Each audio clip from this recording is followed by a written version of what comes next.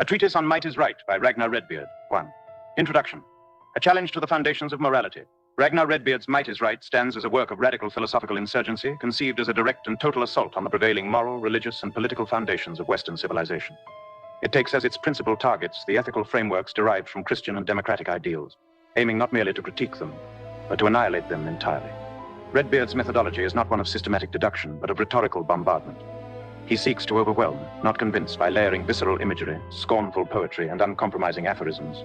The author's intent is made clear from the outset, presented as a personal and universal challenge to all received wisdom with the proclamations, "I stand forth to challenge the wisdom of the world, to interrogate the laws of man and of God."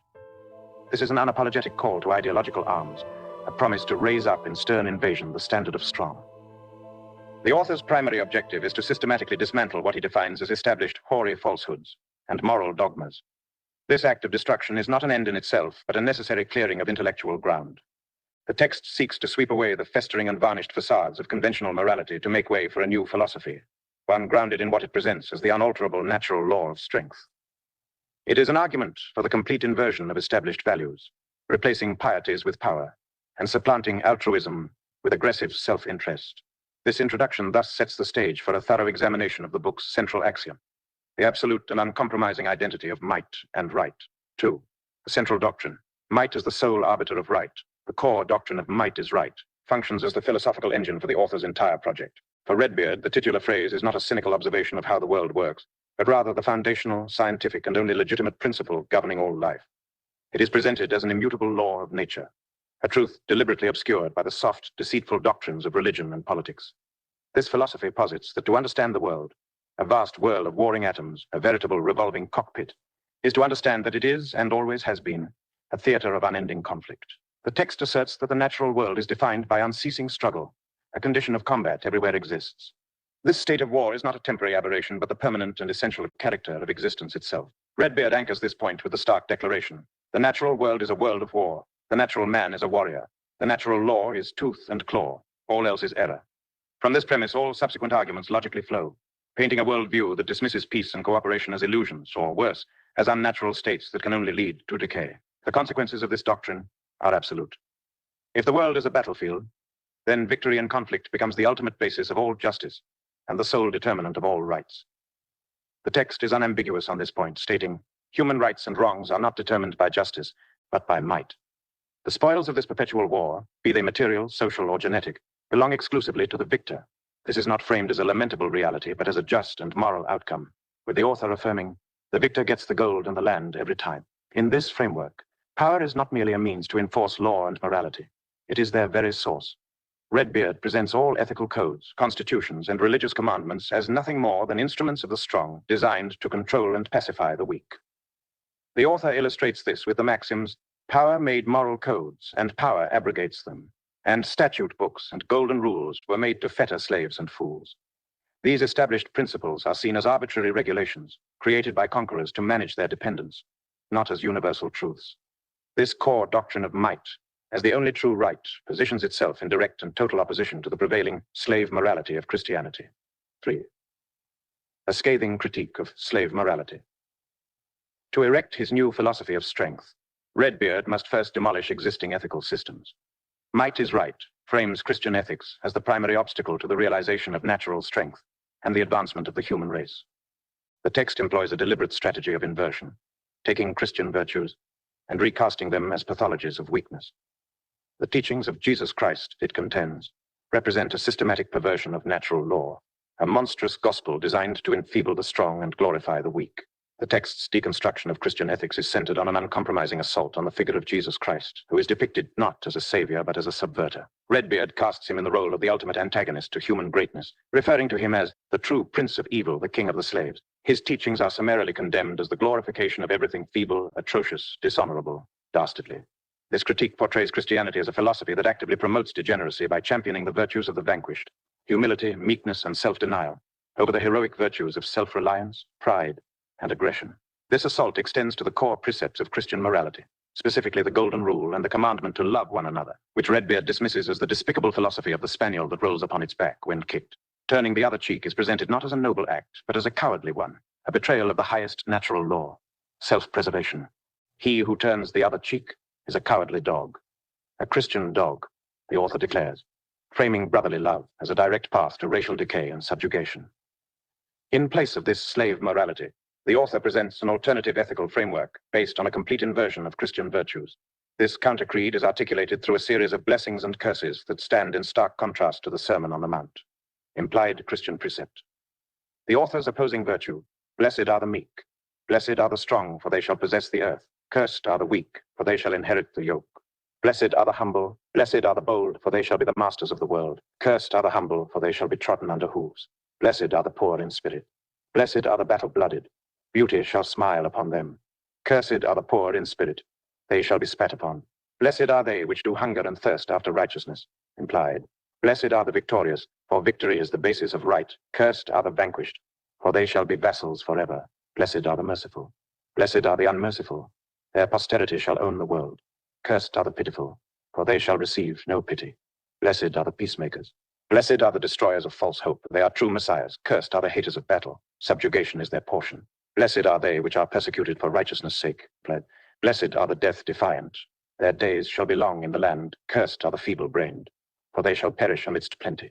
Having argued that Christian morality is a spiritual poison, Redbeard turns his sights on its political manifestation, diagnosing the modern doctrines of democracy and equality as the secular symptoms of the same slave-born disease. 4. The rejection of equality and democratic governance. To construct his political philosophy, Redbeard must first raise the foundations of modern democratic thought. His assault on the principle of equality is therefore not a peripheral argument, but the necessary starting point for his vision of a restored natural aristocracy founded on inherent strength, not the fraud of popular consent. Democratic ideals in this view are merely the political manifestation of the same slave morality preached by Christianity, designed to suppress the noble and elevate the base. The author directs his most potent political denunciations of the core tenets of American democracy, with the Declaration of Independence serving as a primary target. The proclamation that all men are created equal is dismissed with searing contempt. Quoted only to be condemned as all men are created equal is the strident doctrine of the maniac, and an unctuous falsehood, a black, degrading, self-evident lie. For Redbeard, this idea is not just wrong, but self-evidently absurd, a delusion that no rational mind could entertain when faced with the clear biological and historical evidence of profound human inequality. This critique extends to the very structure of government and law. The text portrays constitutions and legal codes not as instruments of freedom, but as a cunningly constructed straitjacket and a spider web spun by dexterous political spiders to capture and exploit swarms of human flies. To illustrate this point, the author employs the metaphor of the state as a pirate ship, cleverly disguised to lure its victims into a state of security before revealing its true predatory nature. Within this framework, the concept of equality before the law is exposed as a meaningless catchword and a fundamental contradiction in terms. The author's reasoning is that law, far from being a guarantor of equality, is its very negation. He synthesizes this by asserting that all law originates from the mandate of successful belligerence, and that the common law itself is an inheritance from when Saxon and Norman earls administered justice direct per media of knotted clubs, hilted knives, and long-handled cleavers. Law, therefore, is an incarnation of inequality established by armed strength to control the conquered. Having dismissed the political doctrines of equality and democracy as fraudulent constraints, the text turns to its vision of the ideal man who lives beyond them. 5. The ideal man, a portrait of the conqueror. The author's philosophical project culminates in the definition of an ideal man, a figure who serves as the tangible goal of the entire work, the re-emergence of the natural man. This being fully embodies the philosophy of power, standing as the conqueror, capable of shattering the idols of a decadent civilization and restoring the primacy of strength. He is not a builder of systems, but a destroyer of them, a figure who stands above the herd and carves his own destiny from the world. A clear profile of this ideal man emerges from the text's descriptions, defined by a set of core characteristics that stand in direct opposition to the virtues of the modern world. A master of his own morality, he is his own lawgiver, rejecting all external codes and determining right and wrong for himself. As the text states, he who obeys any standard of right and wrong but the one set up by his own conscience betrays himself into the hands of his enemies, a warrior and destroyer. His fundamental nature is not peaceful or productive, but predatory and warlike. He is described as the ideal animal, a destructive warrior, not a crucified carpenter, driven by material success. His primary objective is the acquisition of beauty, wealth, and material power, which he pursues without moral hesitation. The book asserts the chief end of manhood, material success, self-preservation, the first law of nature. Embraces doubt and rejects belief. He is a radical skeptic who questions all authority and accepts nothing on faith. The author declares, sagacious spirits doubt all things and hold fast only to that which is demonstrably true. In this philosophy, the supreme virtue is courage. It is not the moral courage of the martyr, but the raw, unyielding courage of the warrior who faces annihilation without flinching. The author describes this essential quality with visceral intensity. Courage that asks no quarter, even with the knife at its throat. Courage that is stiff-necked, unyielding, sullen, pitiless. This defiant spirit is what is required to live by the law of might. This ideal of the individual conqueror is not an isolated phenomenon, but the intended product of the deep biological and historical forces that the author believes truly govern the world. 6. The law of the carnivore, nature, gender, and conflict. Redbeard's argument rests on a biological determinism, characteristic of late 19th century social Darwinism, grounding his entire philosophy in a brutal interpretation of natural law. In this view, man is defined as the ultimate predator, and ceaseless conflict is presented as the engine of all biological and social progress. Nature itself is depicted as a gruesome butcher shop, where slain men hang in rows, and where the weak are justly eliminated.